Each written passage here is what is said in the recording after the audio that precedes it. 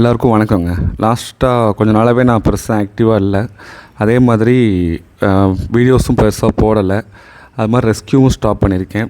கடத்தலை மட்டும் 10 பண்ணுறதா பிளான் பண்ணுவோம். 10 பண்ணி முடிச்சிட்டேங்க. ஸோ அதான் நான் சொன்னேன்ல, எவ்வளோ கஷ்டம் வந்தாலும் நான் கடத்தலை 10ஆவது பண்ணிடுவேன் அப்படின்னு நான் சொல்லியிருந்தேன்.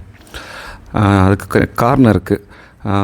ஒன்று பர்சனல் இஷ்யூ, அது எல்லாத்துக்கும் வர்றது தான். பட் அது வந்தாலும் நம்ம ஷெல்டரில் இப்போ 75 பிள்ளைங்க இருக்காங்க. வீட்டில் ஒரு 10 பிள்ளைங்க இருக்காங்க.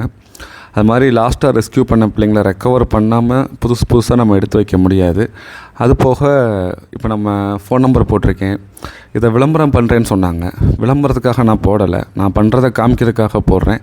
அதுக்கு உங்கள் சப்போர்ட் கேட்குறேன். நான் இவ்வளோ பண்ணியிருக்கேன், எனக்கு இவ்வளோ கொடுங்க, நீங்கள் இன்னும் உதவி பண்ணிங்கன்னா நல்லாயிருக்கும், இல்லை பிச்சை போட்டால் நல்லாயிருக்கும்னு சொல்கிறேன். வித்தியாசம் இருக்குது. அந்த ஒரு காரணத்துக்காக நீங்கள் ஃபோன் பண்ண உடனே நான் எடுக்கணும், நான் உடனே ரெஸ்க்யூ பண்ணணும் அப்படின்னு நீங்கள் நினச்சிங்கன்னா, நான் அதுக்காக இது நான் ஆரம்பிக்கலை. என்னால் எவ்வளோ முடியுமோ அவ்வளோதான் பண்ண முடியும். இப்போயே 80 பிள்ளைங்க இருக்காங்க ஷெல்டரில். ஆல்மோஸ்ட் 75, வீட்டில் ஒரு 10 பிள்ளைங்க இருப்பாங்க.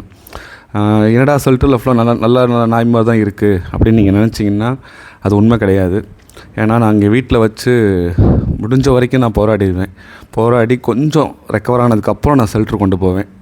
ஏன்னா ஷெல்டரோடைய பக்கத்தில் இருக்க ஃபெசிலிட்டிஸு எல்லாத்தையும் அனலைஸ் பண்ணி தான் நம்ம பிள்ளைகளை கொண்டு போகணும். எடுத்தோன்னே கொண்டு போனோம்னா கண்டிப்பாக ரெக்கவரே இருக்காது, அது நல்லா தெரியும். அதனால தான் வீட்டில் வச்சு நான் மருந்து கொடுத்து, அது நிறையா ப்ராசஸ்ங்க. ஒரு பிள்ளை எடுத்தாலும் முழுமையாக பார்க்கணுங்க, இல்லாட்டினா ரெஸ்க்யூவே பண்ணக்கூடாது. அதான் என்னுடைய கோட்பாடு. சில கோட்பாடுகள் ரொம்ப ஸ்ட்ராங்காக நான் ஃபாலோ பண்ணுவேன். உங்கள் எமோஷ்னலுக்காக நான் பண்ண மாட்டேங்க.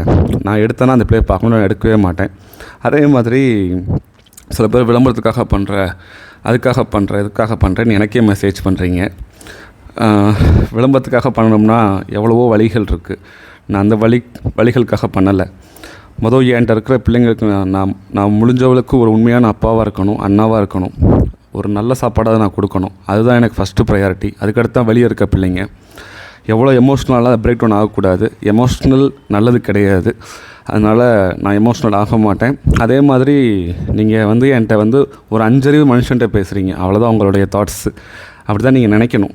ஏன்னா எனக்கு அவ்வளோதான் அறிவு இருக்குது. ஏன்னா நான் ஹேண்டில் பண்ணுறது பிள்ளைங்களை. பட் மனுஷங்களை ஹேண்டில் பண்ணணும்னா அதுக்கு வேறு மாதிரி ஹேண்டில் பண்ணலாம். பட் நான் அது பண்ண மாட்டேன். நான் இவங்களுக்காக வந்திருக்கேன், இவங்க நல்லதுக்காக மட்டும்தான் நான் யோசிப்பேன். அவ்வளோதாங்க. நன்றி.